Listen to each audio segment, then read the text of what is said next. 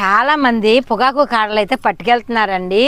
మన ఎరువుల కంటే మనకి అంటే మనం కొనుక్కుంటామండి ఎరువులు, అవన్నీ వాడేస్తే 4 రోజుల్లోనే అయిపోతాయి. మీరు అలా కాకుండా చాలామంది మన దగ్గర పొగాకు కాడలు పట్టుకెళ్తున్నారు కదండి, ఈ పొగాకు కాడలను వాడుకోండి. ఇది మనం కేజీ ఎరువులకి ఇది మనకి చాలా సమాధానం అయితే చెప్తుందండి.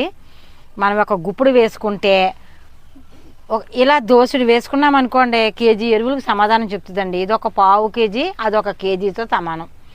నేనైతేనండి పొగాకు కాడలనే నానబెట్టానండి. ఎన్నో కాదండి, మీకు ఇగో చూపిస్తాను.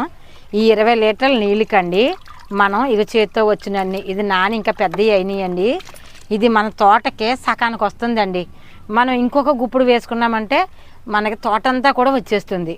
ఎంత మంచి రిజల్ట్ ఉంటుందోనండి. అలానే అరటిపండు తొక్కలో చూసారా మొత్తం మటాస్ ఈ రెండునండి. అరటిపండు తొక్కల్లో ఎన్ని ఉంటాయో దానికి 2 రెట్లు ఈ పొగాకు కాడల్లో ఉంటుందండి. మనకే పసుపు రంగు వచ్చేస్తుంది చూసారా చెట్టు.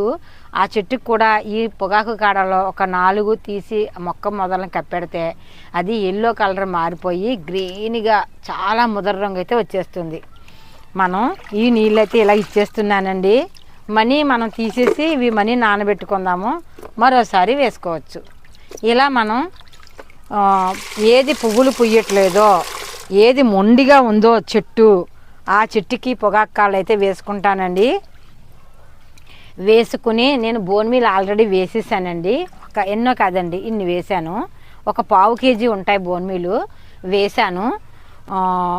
వేసండి నీళ్ళు అయితే పోయలేదు. ఇంకా వర్షం కానీ వస్తే ఓకే అనుకున్నాను, వర్షం రాలేదండి. ఇప్పుడు ఈ నీళ్ళు ఇద్దాం.